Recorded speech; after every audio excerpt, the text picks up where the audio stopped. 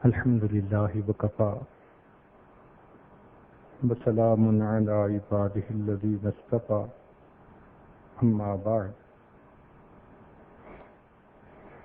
أعوذ بالله من الشيطان الرجيم بسم الله الرحمن الرحيم شهر رمضان الذي أنزل فيه القرآن سبحان ربك رب العزة عما يصفون وسلام على المرسلين والحمد لله رب العالمين اللهم صل على سيدنا محمد وعلى آل سيدنا محمد وبارك وسلم اللهم صل على سيدنا محمد وعلى آل سيدنا محمد وبارك وسلم اللهم صل على سيدنا محمد وعلى آل سيدنا محمد وبارك وسلم. رمضان کا لفظ الرمضاء اس سے نکلا ہے. اس کا مطلب ہوتا ہے تیزی، شدت، سختی. جیسے کہا گیا رمض یومنا کہ آج بہت تیز گرمی ہے، ای اشتد حر. جب کوئی پرندہ بہت سخت پیاسا ہو تو اس کے لیے عربی زبان میں کہتے ہیں رمض الطائر، کہ پرندے کو سخت پیاس لگی ہے. چنانچہ احادیث میں چاشت کی نماز کے وقت کے بارے میں کہا گیا صلاۃ الاوابین حتی ترمز الفصال، جب اونٹنی کے بچے کے پاؤں جلنے لگتے ہیں. 11 بجے کا وقت دن میں دھوپ ذرا تیز ہو جاتی ہے تو اس کو چاشت کی نماز یا صلاۃ الضحیٰ کہا گیا. مسلم شریف کی روایت ہے، صحابہ رضی اللہ تعالیٰ عنہم نے ایک مرتبہ ظہر کی بات کہی تو فرماتے ہیں شکونا الی رسول اللہ صلی اللہ علیہ وسلم الصلاۃ فی رمضان. ہم نے ایک مرتبہ شکایت کی کہ ظہر کے وقت بہت گرمی ہوتی ہے. رمضان فعلان کے وزن پر علم جنس ہے. بعض نے کہا کہ باب سمع یسمعون، اس میں رمض یرمز اس سے مصدر ہے، کیونکہ انسان کو اپنے گناہوں کی تپش کی وجہ سے تپش ملنی تھی. اللہ نے اس تپش کو مٹانے کا جو مہینہ بنایا اس کا نام رمضان تجویز فرمایا. روزے کو عربی میں صوم کہتے ہیں. لفظی معنی ہے کسی کام سے رک جانا. جیسے بی بی مریم نے تہیہ کر لیا کہ میں نے قوم سے بات کوئی نہیں کرنی، چپ رہنا ہے. تو اس کے جواب میں انہوں نے کیا کہا؟ انی نذرت للرحمن صوما. اس کے لیے بھی یہی لفظ استعمال ہوا. عربوں میں گھوڑے کو جب تربیت دیتے ہیں تو اس کو کافی دیر بھوکا پیاسا رکھتے ہیں، کیونکہ سفر میں، جنگ میں ممکن ہے وقت پہ چارہ نہ ملے، تو اس کے لیے اس کو تیار ہونا چاہیے. تو جو گھوڑا ایسی کیفیت میں ہو کہ اس کا پانی بھی بند کر دیا جائے، چارہ بھی بند کر دیا جائے، اس کے لیے بھی صوم کا لفظ استعمال ہوتا ہے. اس گھوڑے کو صائم کہتے ہیں. آج کی ہماری زبان میں اگر سیڈ سے سیڈلنگ تیار کر لی جائے کسی خاص انوائرمنٹ میں اور پھر اس کو فیلڈ کے اندر لگانا ہو تو اس کو کہتے ہیں ہارڈن آؤٹ. تو اس کو تھوڑی دیر نکال کے دھوپ پہ رکھ دیتے ہیں، پانی بھی نہیں دیتے. پودا ذرا سخت ہوتا ہے. تو یہ ہارڈن آف کرنا اس کو صائم کہا گیا۔ شرعی اصطلاح میں صوم کہتے ہیں کہ خاص وقت میں خاص چیز سے خاص مقصد کے ساتھ رک جانا۔ چنانچہ حافظ ابن حجر رحمۃ اللہ علیہ نے صوم کی تعریف یہ کی، فرماتے ہیں وفی الشرع امساک مخصوص فی زمن مخصوص عن شیء مخصوص بشرائط مخصوصہ۔ چنانچہ ہم رمضان میں دن کے وقت کھانا پینا جماع اس سے پرہیز کرتے ہیں، رک جاتے ہیں، کس نیت کے ساتھ؟ عبادت کی نیت کے ساتھ، اس لیے یہ صوم کہلاتا ہے۔ اگر نیت کچھ اور ہو تو پھر بے شک اگر کوئی بندہ کھانے پینے سے رکا رہے اس کو روزہ دار نہیں کہیں گے۔ کسی صاحب کو وزن گھٹانے کا شوق پیدا ہو جائے اور وزن گھٹانے کی نیت سے وہ کھانا پینا نہ کھائے تو اگرچہ سارا دن نہ کھائے اس کو صائم نہیں کہیں گے، اس میں نیت کا دخل ہے۔ چنانچہ یہ ایک مہینہ ہے جس کی پہلی رات میں اللہ رب العزت جنت کے دروازوں کو کھول دیتے ہیں۔ بعض ملکوں میں ہم نے یہ طریقہ دیکھا کہ جو بڑے بڑے بلڈرز ہوتے ہیں، عمارتیں بناتے ہیں، وہ ایک محلہ تعمیر کر دیتے ہیں اور پھر اس کے بعد ایک دن ایسا آتا ہے کہ جب وہ کسٹمرز کو وہ دکھاتے ہیں تاکہ پھر اس کی بکنگ شروع کر سکیں، تو اس سے پہلے وہ پورے محلے کو اچھا صاف کر کے پریزنٹیبل بنا دیتے ہیں۔ بالکل اسی طرح اللہ رب العزت جنت کے تمام دروازوں کو کھول دیتے ہیں، خوشبوؤں کی دھونی دی جاتی ہے، حتیٰ کہ حوریں فرشتوں سے پوچھتی ہیں کہ کیا نئی بات ہونے والی ہے، تو ان کو بتایا جاتا ہے کہ نبی علیہ الصلوۃ والسلام کی امت پر ایک مہینہ آ گیا ہے جو رحمتوں برکتوں کا مہینہ ہے۔ یوں سمجھیں کہ اس مہینے میں اللہ رب العزت جنت کی بکنگ فرماتے ہیں، تبھی تو کھولا جاتا ہے جنت کے دروازوں کو۔ نبی علیہ الصلوۃ والسلام اس مہینے کا انتظار فرماتے تھے۔ صرف اتنی سی بات اس مہینے کے شخص کے لیے کافی ہے کہ اللہ کے پیارے حبیب صلی اللہ علیہ وسلم انتظار۔ چنانچہ طبرانی شریف کی روایت ہے، انس اللہ عنہ فرماتے ہیں کہ نبی علیہ السلام یہ دعا فرماتے تھے، اللہم بارک لنا فی رجب و شعبان وبلغنا رمضان۔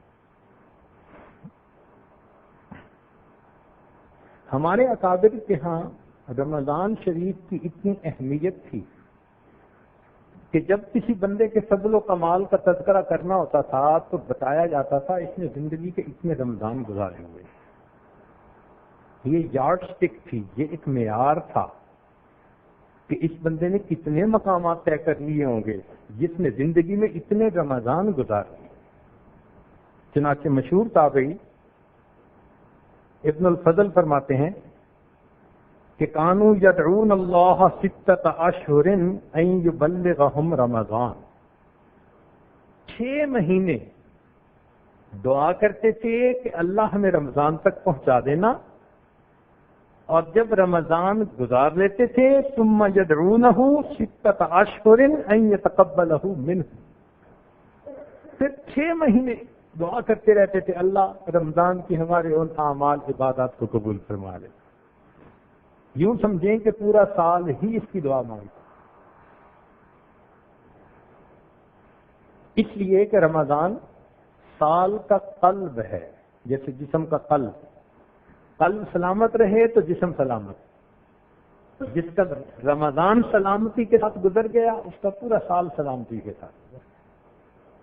چنانچہ امام ربانی مجدد ثانی رحمۃ اللہ علیہ نے اپنی مکتوبات میں ایک بات لکھی ہے وہ فرماتے ہیں کہ رمضان آنے والے سال کا ایک چھوٹا سا نمونہ ہوتا ہے، چھوٹی اسکیل پر۔ بڑی بلڈنگ بنانی ہوتی ہے نا، جب لوگوں نے چھوٹا سا ماڈل تیار کرتے ہیں دکھانے کے لیے کہ جی آپ کی بلڈنگ ایسی لگے گی، تو وہ جیسا چھوٹی اسکیل پہ ماڈل ہوتا ہے، بڑی اسکیل پہ وہی بلڈنگ ہوتی ہے۔ بالکل اسی طرح ہم جس چھوٹی سی اسکیل پر یہ رمضان گزاریں گے، اسی اسکیل کے اوپر، اسی معیار پر ہمیں باقی سال کے مہینوں کو گزارنے کی توفیق نصیب ہو جائے گی۔ تو اس مہینے کو خوب اہتمام کے ساتھ گزارنے کی ضرورت ہے۔ ابو سعید خدری رضی اللہ عنہ فرماتے ہیں کہ ان للہ، نبی اسلام نے فرمایا ان للہ تبارک و تعالی وتقاء فی کل یوم ولیلۃ یعنی فی رمضان، رمضان کے ہر دن میں اور ہر رات میں جہنم سے جہنمیوں کو بری کیا جاتا ہے۔ ہمارے یہاں بھی دستور ہے، عید کا دن ہو تو جی صدر صاحب نے مجرموں کو عام معافی دے دی۔ چنانچہ ہم نے دیکھا کہ بہت بڑے بڑے مجرم کئی دفعہ ان کو معافیاں مل جاتی ہیں۔ بالکل اسی طرح رمضان کے مہینے میں اللہ رب العزت کی خطا کاروں کو، گناہ گاروں کو معافی دے۔ کوئی رحم کی اپیل تو کرے نا، کوئی آ کے ہم سے مانگے تو صحیح نا۔ تو یہ رمضان کا مہینہ ایسا۔ اور پھر دوسری بات فرمائی وَإِنَّ لِكُلِّ مُسْلِمٍ فِي كُلِّ يَوْمٍ وَلَيْلَةٍ دَعْوَةٌ مُسْتَجَابَةٌ، ہر مومن، مرد ہو یا عورت، جس نے بھی روزہ رکھا، ہر رات میں اور ہر دن میں اس کی دعا کو اللہ تعالیٰ قبول فرماتے ہیں۔ اب یہاں یہ ایک نقطہ سمجھیں کہ اگر کوئی بندہ آپ کی نظر میں بڑا ولی ہے، بہت اولیاء میں سے ہے، ولایت کے مقام پہ فائز ہے، اور وہ کسی وقت آپ کو کہہ دے کہ جی میرے دل پر الہام ہوا ہے، یہ قبولیت دعا کا وقت ہے، دعا کرو، تو آپ کیسے دعا کریں گے؟ بڑے ذوق، شوق، لجاجت کے ساتھ کہ جی ایک ولی نے کہہ دیا قبولیت دعا کا وقت ہے۔ ارے ولی کی بات کیا، سید الانبیاء، سید الاولیاء، امام الانبیاء، امام الملائکہ، اللہ کے محبوب حضرت محمد مصطفیٰ احمد مجتبی صلی اللہ علیہ وسلم وہ فرما رہے ہیں کہ سحری میں اور افطاری میں اللہ رب العزت روزہ دار کی دعا کو قبول فرماتے ہیں۔ تو ہمیں سحری اور افطاری میں کیسے دعا کرنی چاہیے؟ پکے یقین کے ساتھ۔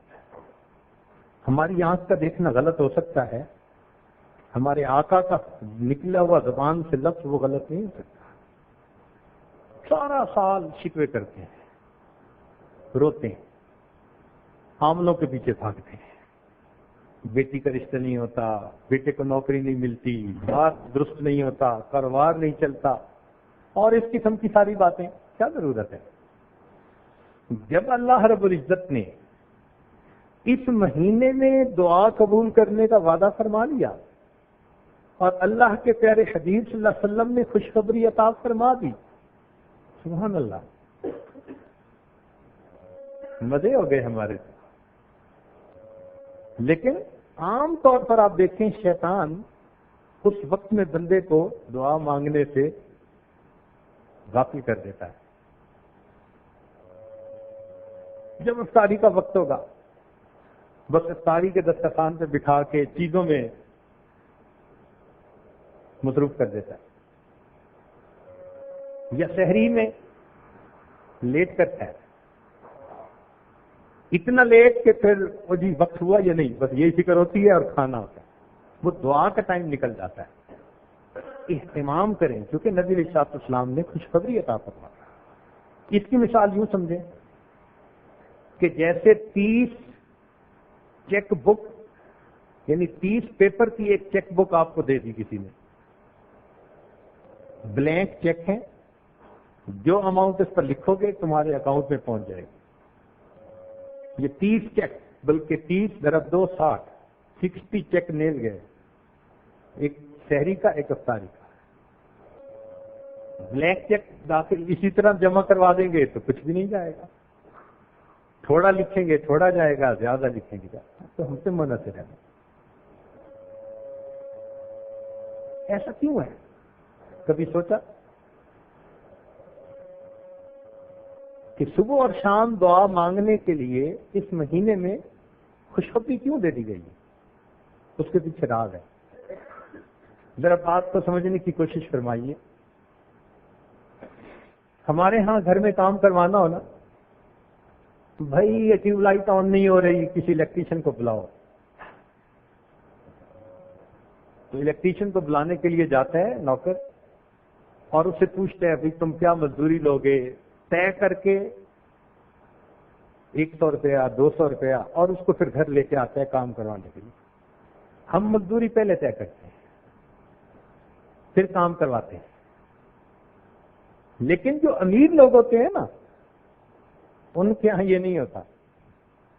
وہ کہتے ہیں 100 200 ہمارے لیے سب برابر ہے, جاؤ بندے کو لاؤ. وہ کام کرواتے ہیں اور پھر کام کر کے اتنا دیتے ہیں کہ وہ بندہ خوش ہو جاتا ہے. یہ اللہ رب العزت کا معاملہ تھا. رب کریم نے فرمایا میرے بندو تم بھی میری مزدوری کرو گے, سارا دن بھوکے پیاسے رہو گے, اور میں وہ مالک ہوں کہ جس نے تمہیں حکم دیا کہ مزدور کے پسینہ خشک ہونے سے پہلے تم اس کی مزدوری دو.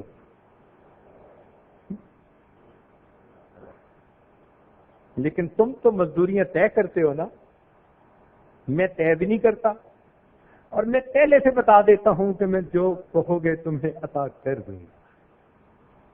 لہذا نبی علیہ السلام نے بتلا دیا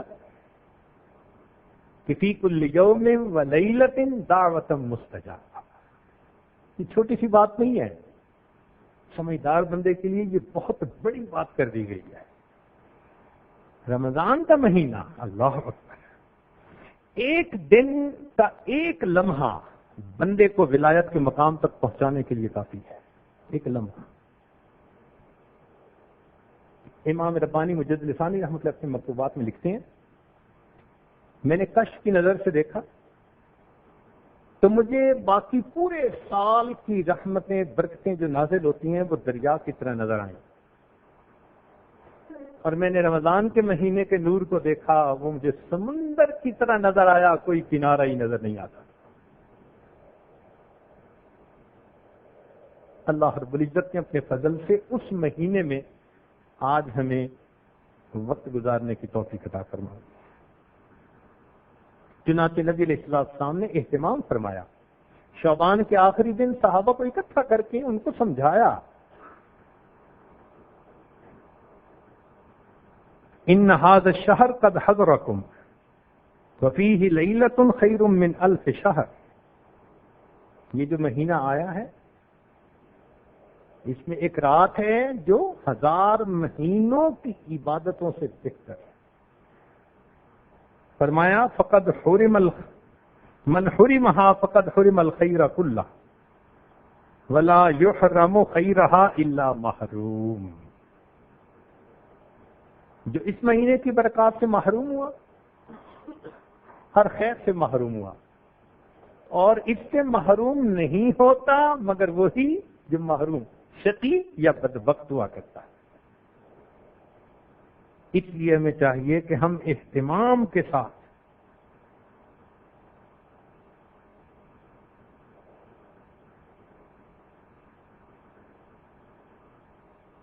چنانچہ حدیث پاک میں فرمایا کہ یہ ایک مہینہ ہے فینزل الرحمہ, اس میں رحمت کا نزول ہوتا ہے. وَيَحُطُّ الْخَطَايَا, اور گنہگاروں کی خطاؤں کو معاف کیا جاتا ہے. وَيَسْتَجِيبُ فِيهِ الدُّعَاء, اور اس میں دعا کو قبول کیا جاتا ہے. وَيَنظُرُ اللَّهُ تَعَالَى إِلَى تَنَافُسِكُمْ فِيهِ, اور اللہ تعالیٰ اس میں تمہارے تنافس کو دیکھتے ہیں. تنافس کہتے ہیں آگے بڑھنے کی کوشش کرنا. کون کتنا آگے بڑھنے کی کوشش کرتا ہے, کون کتنا اللہ کو راضی کرنے کے لیے زیادہ مجاہدہ, زیادہ محنت, زیادہ یکسوئی. اللہ اکبر. اللہ تعالیٰ اس کو دیکھتے ہیں، تو وہی روزے تو سب نے رکھے، مگر اللہ تعالیٰ یہ دیکھیں گے کہ اس روزے کو کما حقہ آداب کے ساتھ کس نے.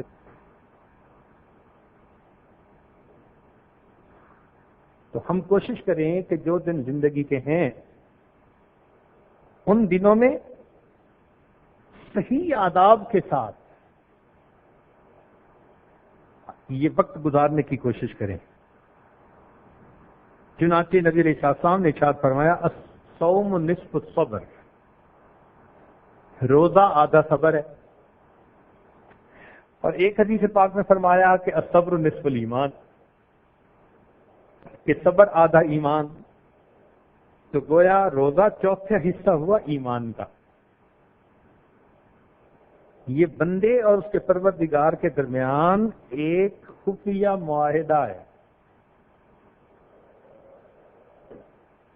اسی لیے جنت کے 8 دروازے، جہنم کے 7 دروازے.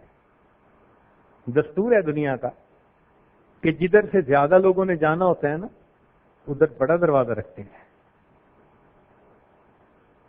یا مکان کے جس طرف سے زیادہ لوگوں نے آنا ہو وہاں زیادہ دروازے رکھتے ہیں.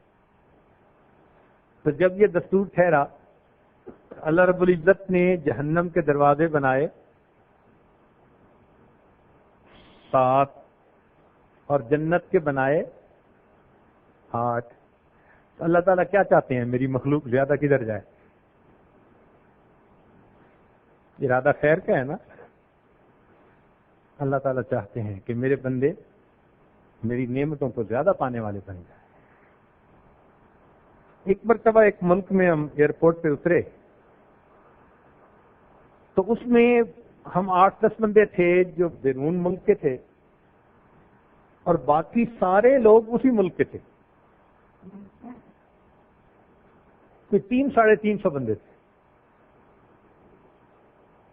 جیسے ہم پاسپورٹ کنٹرول پر پہنچے ہم نے دیکھا ایک دروازہ تھا، وہ بغیر پاسپورٹ دکھائے گزر رہے تھے. اس میں سے 5 منٹ کے اندر وہ 300 بندے گزر گئے اور ہم ابھی دروازوں پہ ہی کھڑے تھے. میں نے اپنے ساتھی کو کہا آج مجھے ایک بات سمجھ میں آ گئی. کہنے لگا کیا؟ میں نے کہا حدیث پاک میں آتا ہے کہ جنت کے 8 دروازے، ان میں سے ایک دروازے کا نام باب الریان، روزہ داروں کے لیے دروازہ. چنانچہ جس نے صحیح انداز سے روزے رکھے ہوں گے جیسے وہ جنت کے دروازے پر پہنچیں گے وہ دروازہ کھلا ہوگا بغیر چیک کیے سیدھا. چلو ماشاءاللہ.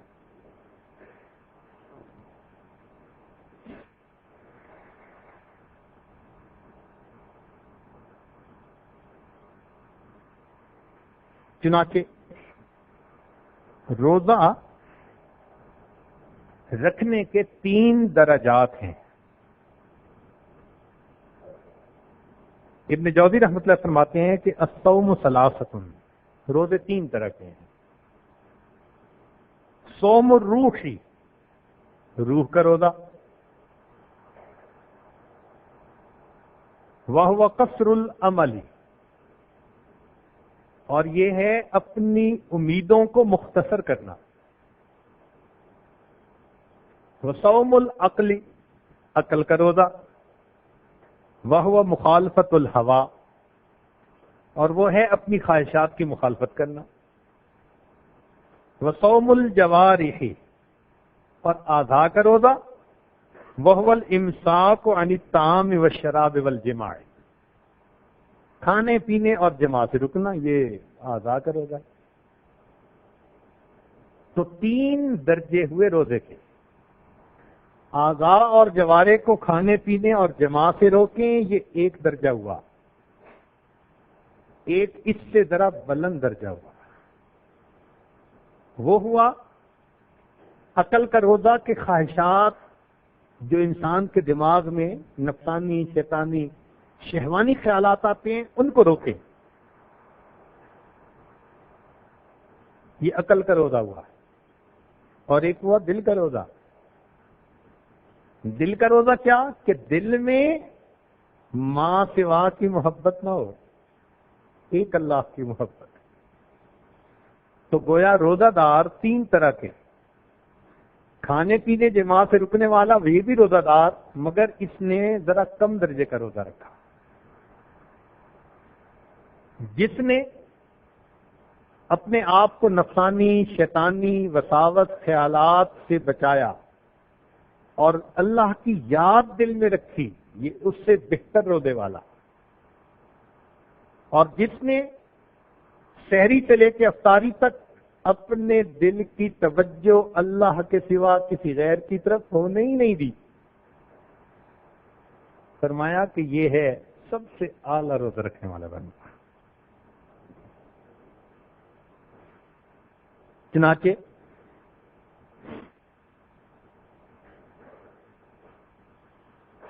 فرماتے ہیں فمن امسک عن المفطرات فنہایت صومہ اذا حجم اللیل، جس بندے نے آزاد جوارے کا روزہ رکھا، جب رات آ گئی اس کا روزہ ختم. ومن امسک عن الاغیار، اور جس نے ماں سوا کی محبت سے روزہ رکھا، مخلوق کی نفسانی شیطانی شہوانی محبت ان سے روزہ رکھا. ومن امسک عن الاغیار فنہایت صومہ ان یشہد الحق، اس کے روزے کا افطار اس وقت ہے جب اس کو اپنے رب کا دیدار نصیب ہوگا.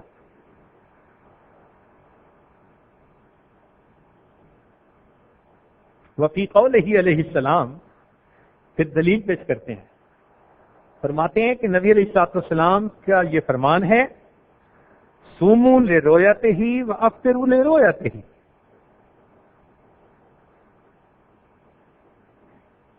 عام معنی تو یہی ہے کہ بھئی چاند دیکھو روزہ رکھو، رمضان شروع کر دو، اور چاند دیکھو تو پھر عید کا دن شروع. وہ فرماتے ہیں نہیں، اس کا معنی اور بھی ہے. فرماتے ہیں صوموا لرؤیتہ، یہاں لام تعلیلیہ بنے گا علت کے لیے، کہ روزہ رکھو اللہ کے دیدار کے لیے. لرؤیتہ کا معنی کیا بنے گا؟ اللہ کے دیدار کے لیے. وَأَفْطِرُوا لِرُؤْيَتِهِ، اس میں جو لام ہوگا یہ با کے معنی میں ہوگا کہ تم پھر افطار کرو گے بے رویت ہی اللہ کے دیدار کے ساتھ. چنانچہ اصل روزہ تو یہ ہوا نا.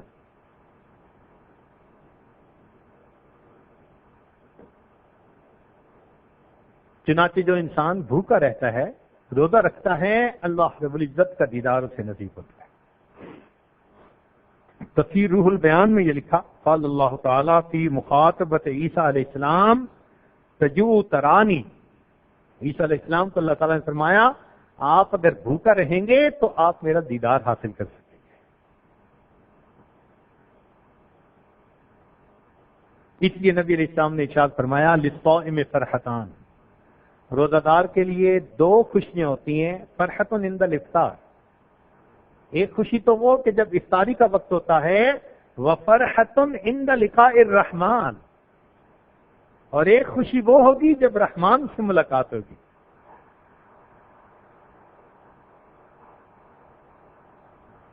چنانچہ روح البیان میں ایک حدیث پاک کو نقل کیا گیا کہ نبی علیہ الصلوۃ والسلام نے ارشاد فرمایا من حافظ علی ثلاث فهو ولی اللہ حقا، جس نے تین چیزوں کی محافظت کی پکا اللہ کا ولی. ومن ضیعہن فهو عدو اللہ حقا، اور جس نے ان تین چیزوں کو ضائع کیا وہ اللہ کا پکا دشمن. فرماتے ہیں الصلاۃ، ایک نماز، دوسرا والصوم، اور تیسرا وغسل الجنابہ، غسل جنابت. ان تین چیزوں کے بارے میں. اور اسی تفسیر روح البیان میں ہی ہے وفی بعض الخبر ان الجنان یشتقن الی اربعۃ نفر، فرماتے ہیں کہ جنتیں چار بندوں کی مشتاق ہوتی ہیں، ان کی ملاقات کا انتظار کرتی ہیں. کون سے 4 بندے؟ صائم رمضان، رمضان کا روزہ رکھنے والا، وتالی القرآن، قرآن کی تلاوت کرنے والا، وحافظ اللسان، اپنی زبان کی حفاظت کرنے والا، ومطعم الجیران، اور اپنے پڑوسی کو کھانا کھلانے والا۔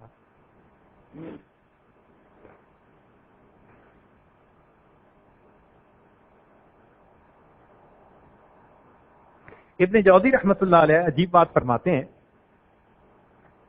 ہیں کہ جس نے رمضان کا روزہ صحیح آداب کے ساتھ رکھا، من صام رمضان فی انصات وسکون وکف سمعہ وبصرہ ولسانہ ویدہ وجوارحہ عن الحرام والکذب والغیبۃ والاذی،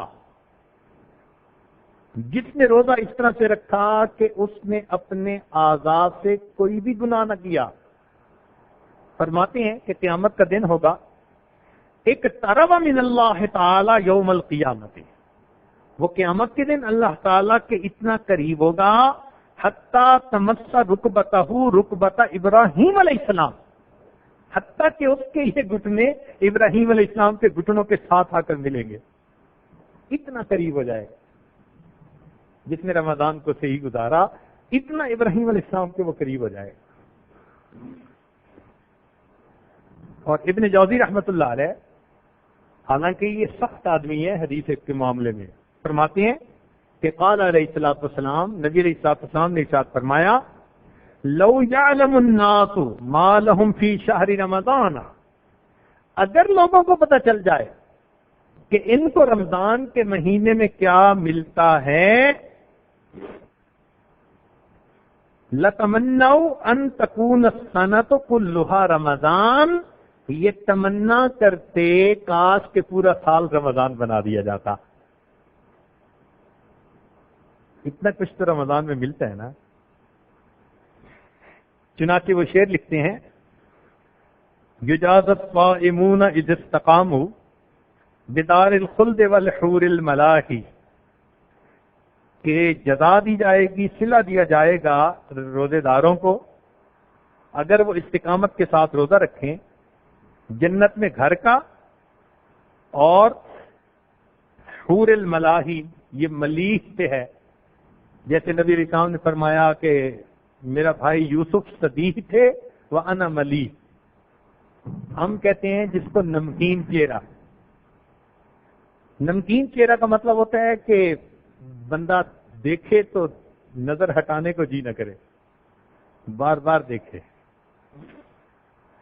وَبِالْغُفْرَانِ مِنْ رَبٍّ عَظِيمٍ وَبِالْمُلْكِ الْكَبِيرِ بِلَا بَرَاحِ فَيَا أَحْبَابَنَا اجْتَهِدُوا وَجِدُّوا لِهَذَا الشَّهْرِ مِنْ قَبْلِ الرَّوَاحِ، اے دوستو خوب جد و جہد کرو، محنت کرو اس سے پہلے کہ یہ مہینہ ہم سے جدا ہو جائے۔ عسى الرحمن ان يمحو ذنوبي ويغفر ذلتي قبل اقتضائه، قریب ہے کہ رحمان ہمارے گناہوں کو معاف کر دے اور بخش دے ہماری لغزشوں کو اس سے پہلے کہ ہماری قیامت کے دن فضیحت ہو جائے۔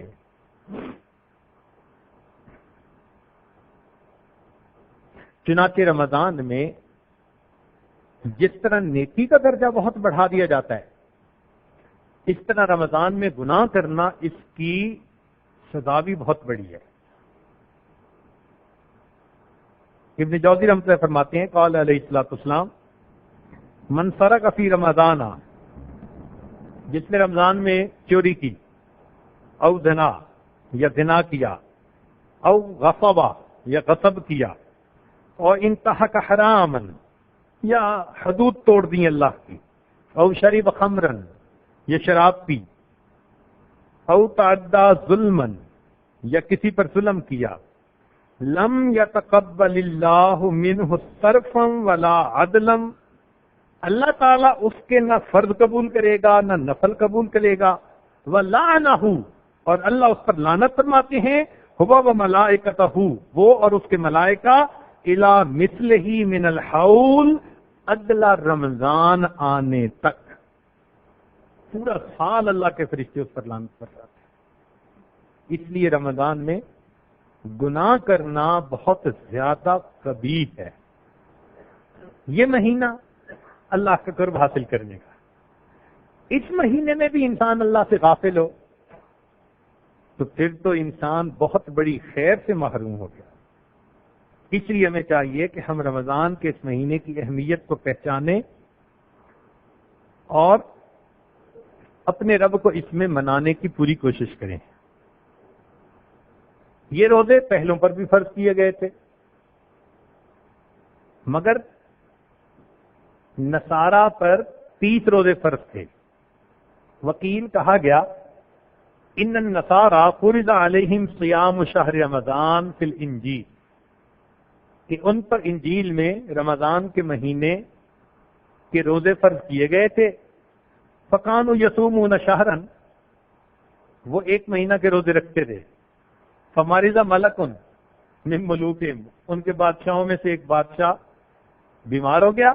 فجعل علیہم ان افاق ان یزیدوا فیہ 10 ایام، کہنے لگے اگر اس کو صحت ہو گئی تو ہم 10 دن اور روزے رکھیں گے. 30 کے 40 بنا لیے. اب سوال یہ پیدا ہوتا ہے کہ رمضان کے 30 روزے آخر کیوں رکھے گئے؟ تو فرماتے ہیں کہ فإن قیل لما فرض رمضان 30 یوما، رمضان کے 30 روزے کیوں فرض کیے گئے؟ جواب میں فرماتے ہیں انہ قیل ان الوقوف علی الصراط 30 سنۃ، قیامت کے دن پل صراط پر 30 سال کے لیے بندے کھڑے ہوں گے، وقوف ہوگا. فَإِذَا صُمْتَ 30 يَوْمًا أَعَانَكَ اللَّهُ فِي الْمَوْقِفِ بِالْعَافِيَةِ وَالسَّلَامَةِ، تو 30 دنوں کے بدلے اللہ 30 سال کا وہ جو وقوف پل صراط پر ہوگا اس کو آسانی کے ساتھ گزار دیں گے. فرماتے ہیں مثل هذا الشهر كمثل رسول ارسله سلطان الى قوم، اس مہینے کی مثال ایسی ہے جیسے ایک بادشاہ اپنا نمائندہ کسی قوم کی طرف بھیجے. اگر وہ قوم اس نمائندے کا اکرام کرے، اس کی بات مانے، تو نمائندہ جب آ کر رپورٹ دیتا ہے تو بادشاہ کو وہ قوم اچھی لگتی ہے، خوشی ہوتی ہے. اور اگر وہ غلط رپورٹ دے کہ جی ان لوگوں نے میری بے اکرامی کی، توجہ ہی نہیں کی، بات ہی نہیں سنی، تو بادشاہ کو پھر غصہ آتا ہے اس کے اوپر. اسی طرح رمضان کا مہینہ جس نے اچھے انداز سے رمضان گزارا، قیامت کے دن رمضان اس کی شفاعت کرے گا. کیا مطلب؟ کہ جب رمضان اپنی رپورٹ پیش کرے گا تو اس کی رپورٹ کو سن کر اللہ رب العزت اس بندے سے محبت فرمائے گا. اور جو کہے گا کہ اس کو تو فرق ہی کوئی نہیں پڑا تھا، اس کا تو معمول وہی تھا جو پہلے تھا، پرواہ ہی نہیں تھی اس کو، تو پھر اللہ رب العزت کو اس سے ناراضگی ہوگی. چنانچہ یہ مہینہ علوم و معارف کے حصول کا بھی ذریعہ بنتا ہے، اس لیے کہ بندے کا پیٹ کافی وقت خالی رہتا ہے. یہ جو بھوک ہے نا، اس کے فوائد بھی بہت ہیں. تصوف و سلوک میں تو جتنی منازل ہیں ان کے طے ہونے میں اس بھوک کو بنیادی درجہ حاصل ہے. اسی لیے قلت طعام مستقل ایک پوائنٹ ہے. بلکہ یحییٰ بن معاذ رحمۃ اللہ علیہ فرمایا کرتے تھے کہ لو کان الجوع یباع فی السوق، اگر بھوک بازار کے اندر بک رہی ہوتی، لکان المرید محقوقا اذا دخل السوق ان لا یشتری شیئا غیرہ، تو مرید سالک کو چاہیے تھا کہ اگر وہ بازار میں داخل ہوتا تو بھوک کے سوا کوئی چیز نہ خریدتا. اتنے اس کے فوائد ہیں. ایک بزرگ بھوک کے فوائد گنوا رہے تھے. کسی نے کہا حضرت یہ بھوک بھی کوئی فائدے کی چیز ہے؟ فرمان لگے ہاں، اگر فرعون کو بھوک آتی تو وہ کبھی انا ربکم الاعلی کا دعویٰ اپنی زبان سے نہ نکالتا. اس نے خدائی کا دعویٰ اسی لیے کیا کہ اس کو بھوک کا پتہ نہیں تھا، پیٹ بھرا ہوا تھا.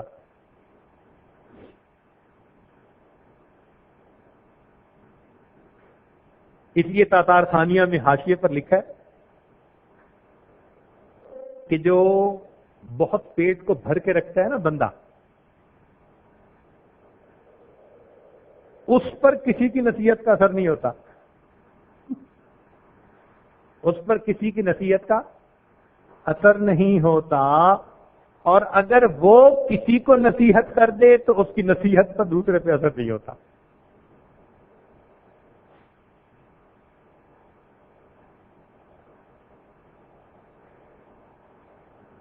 تو اس مہینے میں چونکہ مومن روزہ رکھتا ہے، اس لیے حدیث پاک کے مطابق پانی میں مچھلیاں، ہوا میں پرندے، دلوں میں چونٹیاں، سب اس کے لیے مغفرت اور بخشش کی دعائیں کرتے ہیں۔ فرماتے ہیں قیل الشہور الاثنا عشر کمثل اولاد یعقوب علیہ الصلوۃ والسلام، مہینے 12 ہیں، جیسے یعقوب علیہ الصلوۃ والسلام کے 12 بیٹے تھے۔ حضرت یوسف علیہ السلام نے خواب دیکھا تھا نا، انی رأیت 11 کوكبا، تو 11 کوكب ہو گئے اور 12ویں یہ خود ہو گئے، تو 12 بیٹے ان کے۔ تو فرماتے ہیں کہ شہر کے پورے سال کے مہینے بھی 12 ہوتے ہیں۔ اب جس طرح یوسف علیہ السلام کی وجہ سے اللہ تعالیٰ نے ان کے 11 بھائیوں کی توبہ کو قبول کر لیا تھا، جو مہینہ رمضان کو اچھا گزارے گا اللہ اس کے بدلے 11 مہینوں کے گناہوں کو بھی جلدی معاف فرما۔ چنانچہ ابو امامہ رضی اللہ تعالیٰ عنہ روایت فرماتے ہیں، قلت یا رسول اللہ صلی اللہ علیہ وسلم مرنی بعمل، ابو امامہ رضی اللہ عنہ فرماتے ہیں میں نے کہا یا رسول اللہ صلی اللہ علیہ وسلم مجھے کسی کام کا حکم فرمائیے۔ فرمایا علیک بالصوم، روزے رکھا کرو، فإنہ لا عدل لہ، اس لیے کہ اس کے برابر کوئی دوسری چیز نہیں۔ قلت یا رسول اللہ، میں نے کہا اے اللہ کے پیارے حبیب صلی اللہ علیہ وسلم منی بعمل، اور کوئی عمل بتائیے۔ قال علیک بالصوم، فرمایا روزہ رکھو، فإنہ لا عدل لہ، اس کا کوئی برابری نہیں ہے۔ فرماتے ہیں تیسری مرتبہ میں نے کہا یا رسول اللہ صلی اللہ علیہ وسلم مرنی بعمل، مجھے کسی کام کا حکم فرمائیے۔ تیسری مرتبہ نبی علیہ السلام نے فرمایا علیک بالصوم فإنہ لا مثل لہ، کہ تم روزے رکھو کہ روزے کا مثل کوئی ہے ہی نہ عمل۔ اب یہاں آ کے بات سمجھنے والی ہوئی کہ روزے کا مثل کوئی دوسرا عمل نہیں۔ کیوں جی؟ بات سمجھائیں گے، آگے چلیں،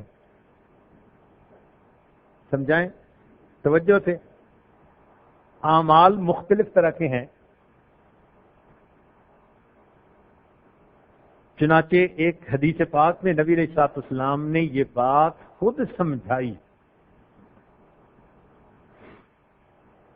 فرماتے ہیں روی عن ابن عمر رضی اللہ تعالی عنہما، ابن عمر رضی اللہ تعالی عنہما سے یہ روایت ہے، قال قال رسول اللہ صلی اللہ علیہ وسلم، فرماتے ہیں کہ نبی علیہ الصلوۃ والسلام نے ارشاد فرمایا الاعمال عند اللہ عز وجل 7، اعمال اللہ کے ہاں 7 طرح کے ہیں۔ اعمال کتنی قسم کے ہوئے؟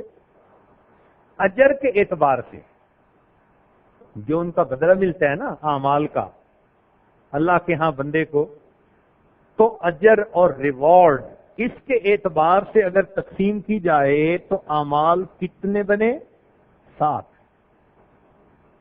7 طرح کے اعمال ہیں۔ فرماتے ہیں عملان موجبان، 2 عمل ایسے ہیں کہ وہ واجب کر دیتے ہیں، لازم و ملزوم۔ ہم کہتے ہیں نا جی کہ یہ چیز تو لازم و ملزوم ہے، ایک کے ساتھ دوسری جڑی ہوئی ہوتی ہے۔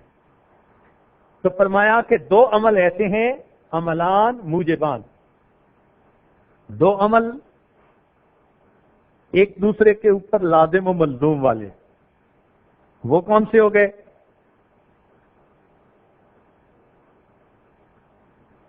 فرماتے ہیں فَأَمَّا الْمُوجِبَانِ فَمَنْ لَقِيَ اللَّهُ يَعْبُدُهُ مُخْلِصًا لَا يُشْرِكُ بِهِ شَيْئًا وَجَبَتْ لَهُ الْجَنَّةُ، ایک عمل کہ جو اللہ سے اس حال میں ملا کہ اللہ کے سوا کسی کی عبادت نہیں کرتا تھا، یعنی شرک سے بچتا تھا، اس بندے پر جنت واجب ہو گئی. تو یہ لازم ملزوم چیز ہو گئی. اور دوسرا، جو بندہ اس حال میں اللہ سے ملا کے شرک کرتا تھا، وجبت لہ النار، اس آدمی پر جہنم واجب ہو گئی. تو توحید اور شرک یہ عملان، دو عمل ایسے ہیں کہ موجبان ہیں. توحید کے ساتھ جنت لازم اور شرک کے ساتھ جہنم لازم. دو عمل تو یہ ہو گئے. اور فرماتے ہیں کہ عملان بامثالہما، دو عمل ایسے ہیں کہ ان کو ان کا مثل ملتا ہے.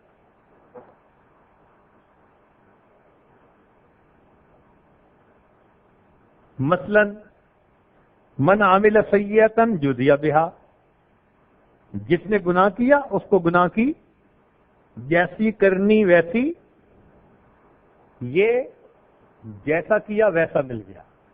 بامثالہما. اور دوسرا، ومن اراد ان یعمل حسنۃ فلم یعملها جزی مثلہا، جس نے نیکی کا ارادہ کیا اگرچہ کر نہ سکا، ایک نیکی اس کو بھی مل گئی. تو یہ دو عمل جن کو مثل مل جاتا ہے. تو عمل چار طرح کے ہو گئے نا. یہاں دو تھے عملان موجبان جو واجب لازم والے تھے، توحید کے ساتھ جنت واجب اور شرک کے ساتھ جہنم واجب. پھر عملان بامثالہما کہ ان کے مثل ملتا ہے. گناہ کیا، جتنا کیا اتنی سزا ملی. نیکی کا ارادہ کیا، اگر کر نہیں سکا تو بھی ایک اس کو عمل کا اجر، نیک نیکی مل گئی. یہ بامثالہما. تو یہ چار ہو گئے. پھر اس کے بعد فرماتے ہیں وَعَمَلًا بِعَشْرِ أَمْثَالِهِ، ایک عمل ایسا بھی ہے کہ جس کا 10 گنا. ایک عمل جس کا، یہ پانچواں ہو گیا. وہ کون سا عمل ہے؟ فرماتے ہیں من عمل حسنۃ جزی عشرہ، جس نے نیک عمل کر لیا اس کو 10 گنا اجر ملا. اللہ تعالیٰ کا فرمان ہے من جاء بالحسنۃ فلہ عشر امثالھا. اب یہ 5 عمل ہو گئے. عملان موجبان، توحید پہ جنت اور شرک پہ جہنم. گناہ کا اتنا ہی بدلہ اور نیکی کی نیت پہ ایک ثواب. تو یہ 4 ہو گئے.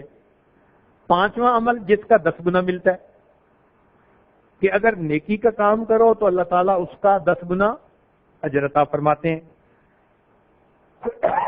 پھر اس کے بعد 6واں عمل آ گیا. فرماتے ہیں وَعَمَلٌ ب700،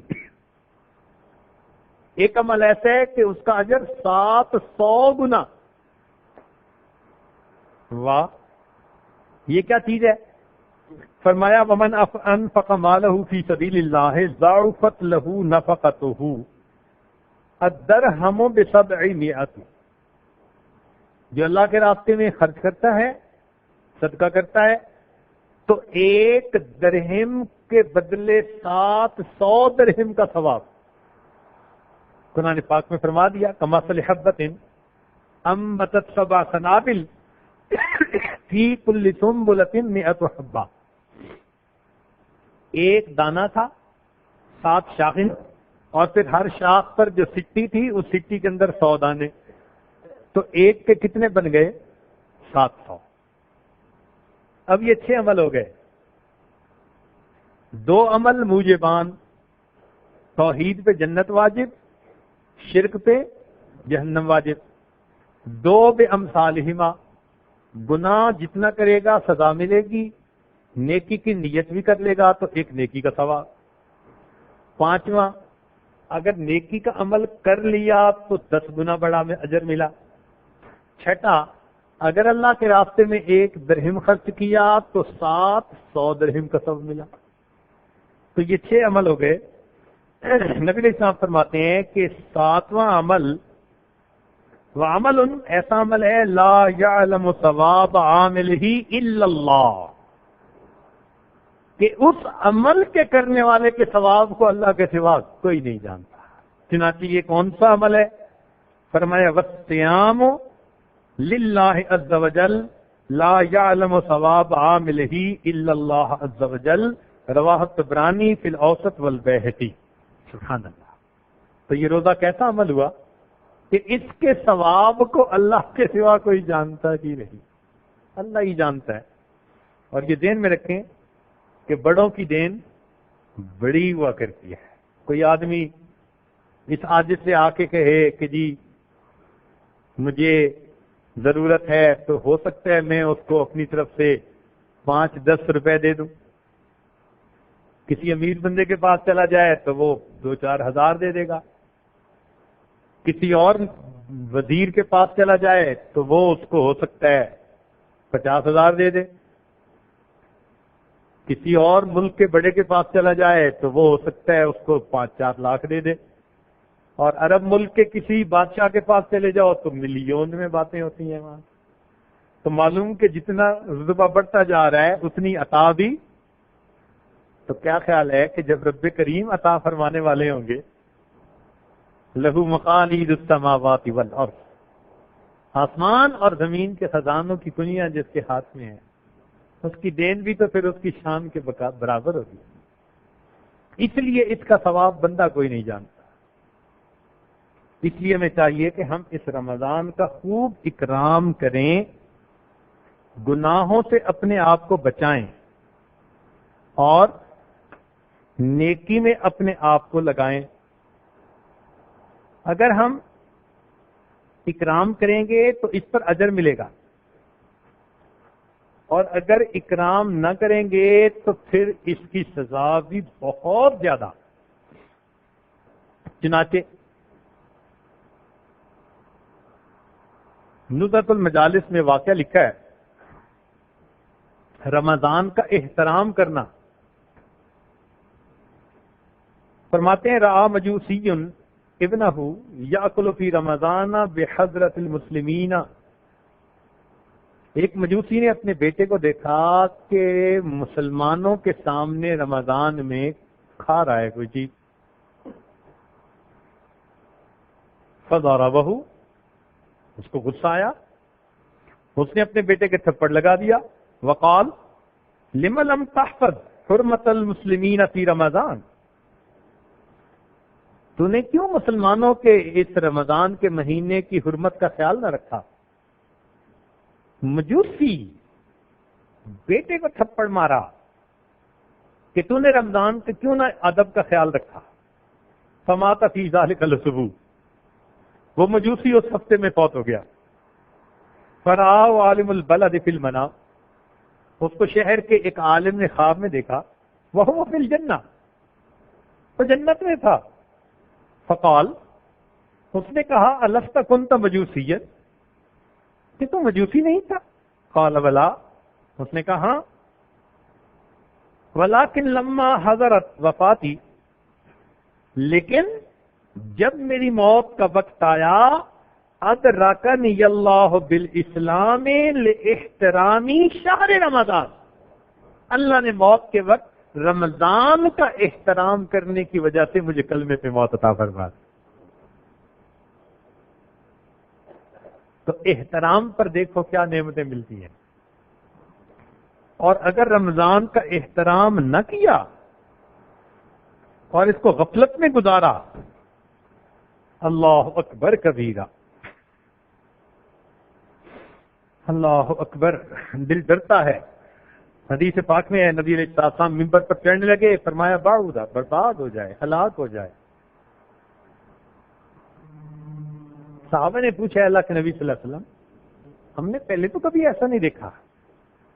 فرمایا جبریل میرے پاس آئے اور انہوں نے کہا برباد ہو جائے وہ شخص جس نے رمضان کا مہینہ پایا اور اس نے اپنی مغفرت نہ کروائی، اور میں نے اس پر آمین کہہ دی، کیونکہ آپ نے ہر قدم پر اوپر قدم رکھتے ہوئے فرمایا تھا آمین آمین آمین۔ اور دوسرا فرمایا برباد ہو جائے وہ شخص جس نے ماں باپ کو اپنی زندگی میں پایا اور اس نے اپنی بخشش نہ کروائی۔ میں نے کہا آمین۔ اللہ اکبر۔ تو بھائی اب ہمیں تو نہیں پتا کہ مغفرت ہوئی یا نہیں، اس لیے یہ جو 10 دن ہے نا، یہ اعتکاف میں آ کر بیٹھے۔ اعتکاف وقوف سے نکلا ہے۔ وقوف کا مطلب ہوتا ہے جم جانا، چوکھٹ پکڑ کے بیٹھ جانا۔ بس ہم اللہ تعالیٰ کے در کی چوکھٹ پکڑ کے بیٹھے کہ مولا بخشش کروانے کے لیے آئے ہیں، اپنے گناہوں کو دھلوانے کے لیے آئے ہیں، سخت دلوں کو نرم کروانے کے لیے آئے ہیں، تیری چوکھٹ پکڑ کر بیٹھے۔ ایک بھکاری ایک بڑے سخی کے دروازے پہ حاضر، اس امید کے ساتھ کہ دروازہ کھلے گا، میرا کام بن جائے گا۔ اس لیے یہ جو رمضان، یہ جو آخری 10 دن ہے نا، یہ بڑے اہم ہیں۔ حدیث پاک میں آتے ہیں من اخلص اللہ 40 یوما، جس نے 40 دن اخلاص کے ساتھ عبادت کے ساتھ گزارے، اللہ تعالیٰ اسے ایسا نور دیتا ہے کہ اس کے قلب سے حکمت کے چشمے پھوٹتے ہیں۔ یہیں سے ہمارے اکابر نے چلہ نکالا۔ جو چلہ لگاتے ہیں نا، وہ کوئی اپنی طرف سے نئی نکالی ہوئی چیز نہیں ہے، احادیث سے اس کا ثبوت ملتا ہے۔ یہ جو حدیث مبارکہ پڑھی، اس میں نبی علیہ السلام نے یہ فرمایا من اخلص اللہ 40 یوما، جس نے 40 دن گزارے۔ چنانچہ علماء نے لکھا کہ رمضان میں 40 دن پورے ہو جاتے ہیں۔ اب آپ سوچیں گے رمضان میں 40 دن کیسے، یہ تو 30 دن کا۔ انہوں نے فرمایا دیکھو بھائی، 20 دن رمضان اور 10 دن جو اعتکاف ہے نا، وہ دن الگ اور رات الگ، تو دن الگ اور رات الگ، تو 20 یہ ہو گئے۔ بھائی اوور ٹائم بھی تو لگتا ہے نا بندے کا۔ فیکٹریوں میں ہم نے دیکھا، اپنی ڈیوٹی 8 گھنٹے پوری کر دیں نا، اور کام ابھی شفٹوں میں باقی ہو، تو پھر دگنی پے پہ اس بندے کو روک لیتے ہیں، دگنی تنخواہ دیتے ہیں۔ 1 گھنٹہ کام کر کے 2 گھنٹے کا اجر پاتا ہے۔ سبحان اللہ۔ یہ اعتکاف والوں کی راتیں بھی اسی طرح، ماشاءاللہ۔ تو 20 یہ اور 20 وہ، تو 40 ہو گئے۔ چنانچہ اگر رمضان کے یہ ایام اچھے انداز سے گزارے، اللہ وہ نور عطا فرمائے گا کہ انسان کے قلب سے حکمت کے چشمے پھوٹیں گے۔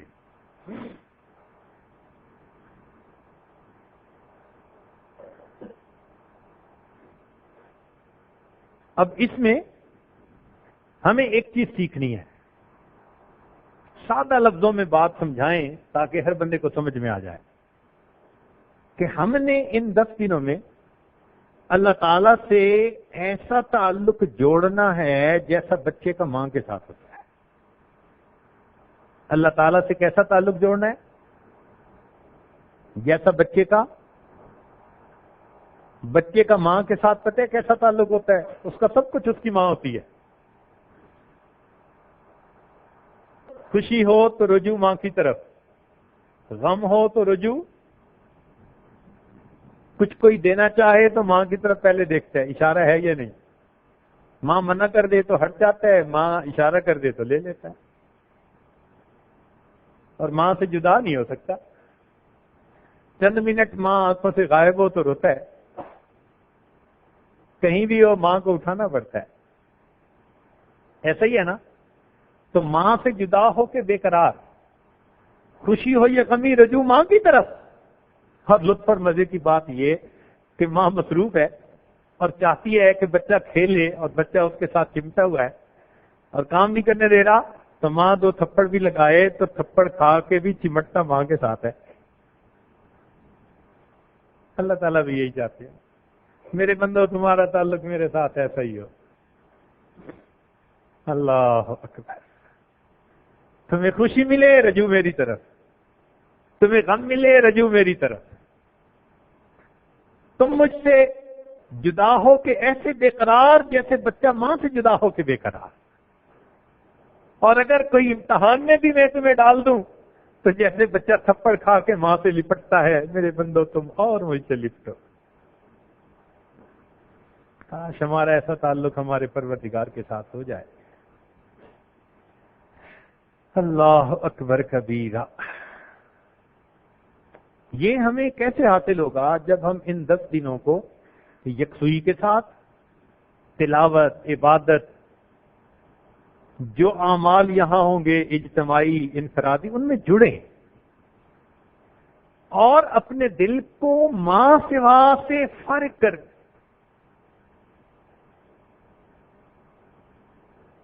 بالخصوص باہر کی دنیا سے رابطہ منقطع کر دیں۔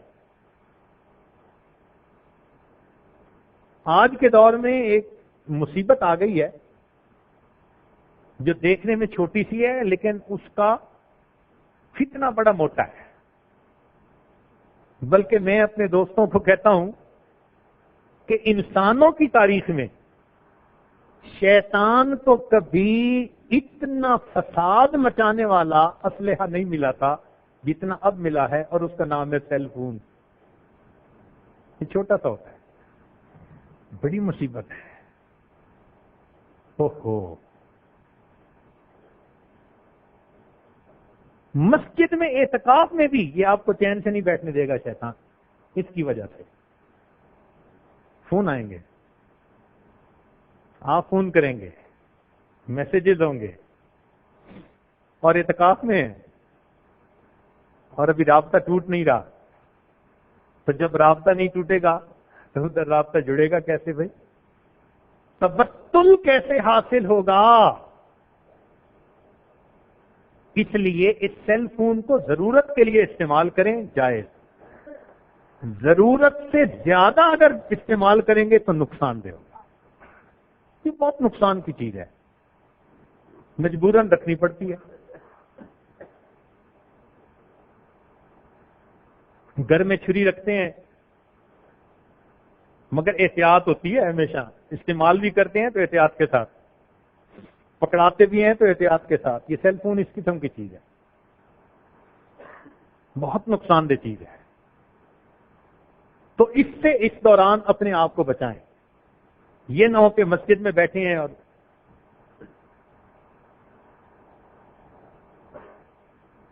نماز کے اندر اللہ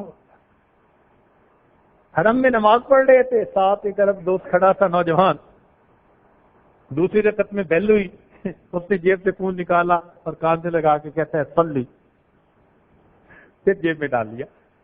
ماشاء اللہ، طواف کر رہے ہیں، ایک آدمی کو دیکھا وہ طواف کے اندر کارگزاری سنا رہا ہے۔ اب حجر اسود سے گزر رہے ہیں، اب مقام ابراہیم پہ پہنچ گئے، اب اتنے لوگ ہیں، مرد زیادہ ہیں، عورتیں کم ہیں، پسینہ آ رہا ہے، ہوا بند ہے، طواف کر رہا ہے اور طواف کے اندر کارگزاری۔ اللہ، حتیٰ کہ ملتزم سے لوگ لپٹ کے رو رہے ہیں اور ان کے ساتھ ایک بندہ کھڑا سیل فون سے، اب میں ملتزم سے آیا ہوں، اب یہاں ہوں، اور وہ کارگزاری۔ یا اللہ، ایسی جگہوں پر بھی شیطان اس آلے کے ذریعے بندے کو رب سے غافل کرتا ہے۔ اس کو تو بیت اللہ کے دروازے کے اوپر کسی اور حالت میں پیش ہونا چاہیے تھا۔ اس لیے اس کا استعمال ان 10 دنوں میں بہت ضروری، جہاں ہو کہ گزارا نہ ہو سکے، نقصان کا اندیشہ ہو، وہاں کریں، ورنہ اس کا استعمال اپنے آپ پر خود ہی آپ منع کر لیں۔ ویسے تو دل یہ چاہتا ہے، غصہ اتنا ہے اس کے اوپر، شراب کو کیوں حرام قرار دیا گیا؟ وَإِثْمُهُمَا أَكْبَرُ، ٹی وی کو کیوں حرام کہا ہمارے مفتی حضرات نے؟ اسمہما اکبر۔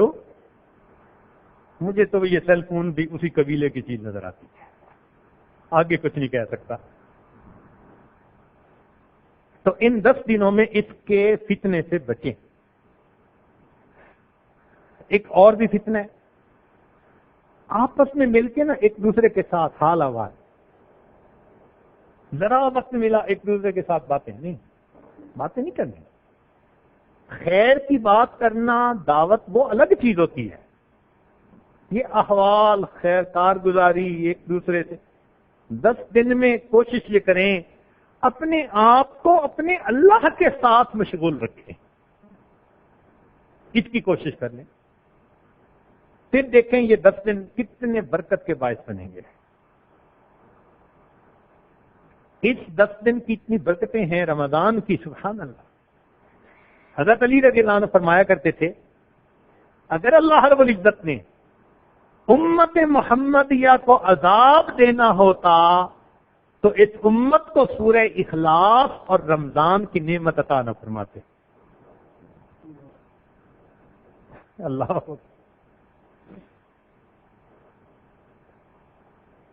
تو بھائی اس وقت کو ہم غنیمت سمجھ کے، ایسا نہ ہو کہ ہم غفلت میں وقت گزار بیٹھیں. وقت تو گزر جائے گا، اور یہ رمضان کا مہینہ تو مجھے ایسے لگتا ہے جیسے ہاتھ میں مچھلی پکڑی ہو نا کسی نے اور ہاتھ سے وہ نکل جائے. لڑکپن میں ایک دفعہ یہ واقعہ پیش آیا تھا. ہم ایک جگہ گئے تھے تو کچھ لوگ فشنگ کر رہے تھے. انہوں نے ایک بڑی ساری مچھلی پکڑی. جب دیکھا کہ ایک گیسٹ مہمان بھی آیا ہوا ہے تو انہوں نے، میرے بڑے بھائی تھے، ان کو دکھائی. بھائی نے مجھے پکڑا دی. اب عمر تو چھوٹی تھی، کوئی 7ویں 8ویں کلاس کا بچہ تھا. وہ زندہ مچھلی تھی، ابھی تازہ پکڑی گئی تھی اور دریا کے کنارے ہی کھڑے تھے. انہوں نے میرے ہاتھ میں پکڑائی. جیسے میں نے ہاتھ میں لی وہ جو ہلی اور سیدھا پانی میں ہاتھ سے ہی نکل گئی. وہ مجھے تو ہر دفعہ رمضان ایسے ہی نظر آتا ہے.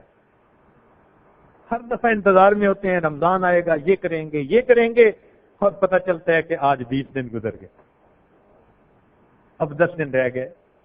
اب یہ 10 دن گزرنے کا بھی پتہ نہیں چل رہا. یہ ایسی چیز ہے، نکل جاتا ہے ہاتھوں سے. اس لیے اس وقت کے ایک ایک منٹ کی قدر کریں. دن ہو یا رات ہو برابر ہے، بلکہ آخری عشرے کی راتیں اور زیادہ اہمیت کی حامل ہیں.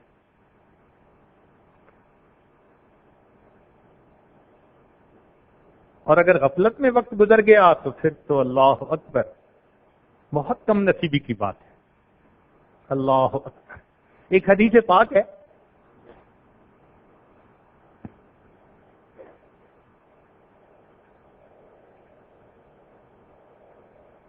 دل کے کانوں سے ذرا سنیے گا. روی عن النبی صلی اللہ علیہ وسلم انہ قال بمنا. نبی علیہ الصلوۃ والسلام سے روایت ہے، اور آپ منا میں تھے جب آپ نے یہ بات فرمائی. نبی علیہ السلام نے یہ بات بتلائی. کیا بات بتلائی؟ اذا کان یوم القیامت بینما انا واقف عند المیزان. قیامت کا دن ہوگا اور میں میزان کے پاس کھڑا ہوں گا. فیؤتی بشاب من امتی. میری امت کے ایک نوجوان کو لایا جائے گا. والملائکۃ یضربونہ وجہا ودبرا. اور ملائکہ اس کے منہ پہ تھپڑ مار رہے ہوں گے اور اس کے پیٹھ پہ چابک لگا رہے ہوں گے. اللہ کے حبیب صلی اللہ علیہ وسلم فرما رہے ہیں میری امت کا نوجوان اس طرح پیش کیا جائے گا. ملائکہ اس کو تھپڑ مارتے ہوں گے، چابک لگا رہے ہوں گے. والملائکۃ یضربونہ وجہا ودبرا فیتعلق بی. اور وہ نوجوان آ کر میرے ساتھ چمٹ جائے گا. اللہ اکبر. وہ نوجوان آئے گا، فرشتے اسے مار رہے ہوں گے، اور جب وہ میرے پاس پہنچے گا فیتعلق بی، وہ نوجوان میرے ساتھ آ کر چمٹ جائے گا. وہ یقول، اور یہ کہے گا یا محمد المستغاث المستغاث بک. اے محمد صلی اللہ علیہ وسلم میری مدد کیجیے، میری مدد کیجیے.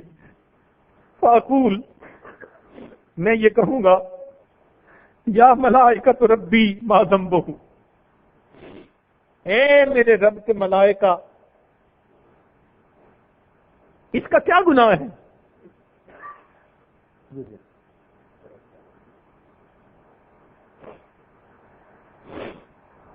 یا ملائکۃ ربی ما ذنبہ، اے میرے رب کے ملائکہ اس کا کیا گناہ ہے؟ فیقولون، تو وہ یوں کہیں گے ادرک شہر رمضان فعصى اللہ فیہ، اس نے رمضان کا مہینہ پایا اور اس نے اس میں گناہ کیا، ولم یتب، اور توبہ بھی نہ کی، فاخذہ اللہ فجأۃ، اللہ نے اچانک اس کو موت دے دی۔ فاقول، میں اس نوجوان سے کہوں گا هل قرأت القرآن، اے نوجوان کیا تو نے قرآن پڑھا؟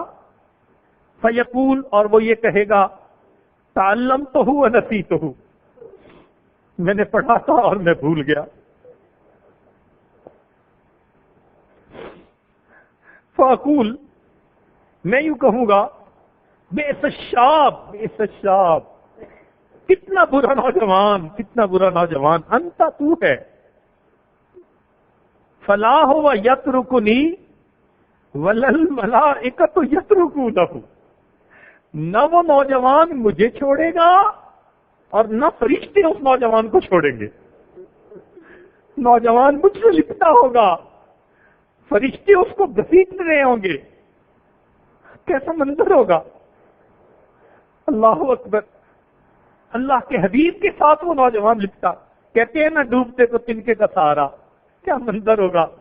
ایک طرف جہنم ہوگی اور فرشتے اس کو گھسیٹ کے جہنم میں ڈالنے کے لیے لے جا رہے ہوں گے، اور یہ اس وقت اللہ کے حبیب صلی اللہ علیہ وسلم کو چمٹا ہوا ہوگا۔ اللہ اکبر، فرماتے ہیں فلا هو یترکنی ولا الملائکۃ یترکونہ، نہ وہ مجھے چھوڑے گا اور نہ فرشتے اسے چھوڑیں گے۔ ثم اشفع له من اللہ تعالی فاقول، پھر میں اس کی شفاعت کروں گا اللہ کے سامنے اور یوں کہوں گا الہی شاب من امتی، اللہ کے نبی ہے نا، دل تو ماں کا دل دکھتا ہے بچے کو اس حال میں دیکھ کے، یہ تو رحمت للعالمین ہے، یہ تو رؤوف الرحیم ہے، یہ تو اللہ کے محبوب ہیں، یہ تو شافع روز جزا ہے۔ فرماتے ہیں میں اس کو دیکھ کر اس کی شفاعت کروں گا، فاقول، اور یوں کہوں گا الہی شاب من امتی، اللہ میری امت کا ایک نوجوان ہے۔ فیقول اللہ تعالی، اللہ فرمائیں گے ان لہ خصما قویا یا احمد، اے احمد اس کا فریق مخالف بڑا سخت ہے، بڑا قوی ہے، اس کا جو فریق مخالف ہے۔ فاقول، میں پوچھوں گا ومن خصمہ یا رب حتی ارضیہ، کون اس کا فریق مخالف ہے، میں اس کو راضی کر دیتا ہوں۔ فیقول اللہ تعالی، اللہ تعالیٰ فرمائیں گے خصمہ شہر رمضان، اس کا فریق مخالف رمضان کا مہینہ ہے۔ فاقول، میں یہ کہوں گا انا بریء ممن خصمہ شہر رمضان، میں بری ہوں اس بندے سے جس کا فریق مخالف شہر رمضان ہے۔ ومن یشفع لمن لم یعرف حرمت رمضان، میں کیسے شفاعت کروں جس کو رمضان کی حرمت کا پتہ ہی نہیں۔ فیقول اللہ تعالی، اللہ تعالیٰ فرمائیں گے انا بریء ممن انت بریء منہ، میرے محبوب آپ اس سے بری، میں بھی اس سے بری۔ اتنا کہنے کے بعد فینطلق بہ الی النار، اس کو گھسیٹ کر جہنم کے اندر داخل کر دیا جائے گا۔ اللہ اکبر کبیرہ۔ اللہ رب العزت ہمیں رمضان مبارک کے اس مہینے کی صحیح معنوں میں قدر کرنے کی توفیق عطا فرمائے۔ چنانچہ علماء نے لکھا ہے کہ حضرت موسیٰ علیہ السلام نے اللہ تعالیٰ سے یہ سوال کیا تھا کوطور پر کہ اے اللہ، جو تجلی آپ میرے اوپر فرماتے ہیں کیا دنیا میں کسی اور پر بھی یہ تجلی ہوگی؟ تو اللہ رب العزت نے فرمایا ہاں، میں اپنے محبوب کی امت کے روزے داروں پر افطار کے وقت تجلی ان کے دلوں پر فرمایا گیا۔ یہاں پہاڑ پہ تجلی تھی، میں افطار کے وقت ان کے دلوں پہ تجلی فرمایا گیا۔ اللہ اکبر، یہ رمضان کا مہینہ ہے۔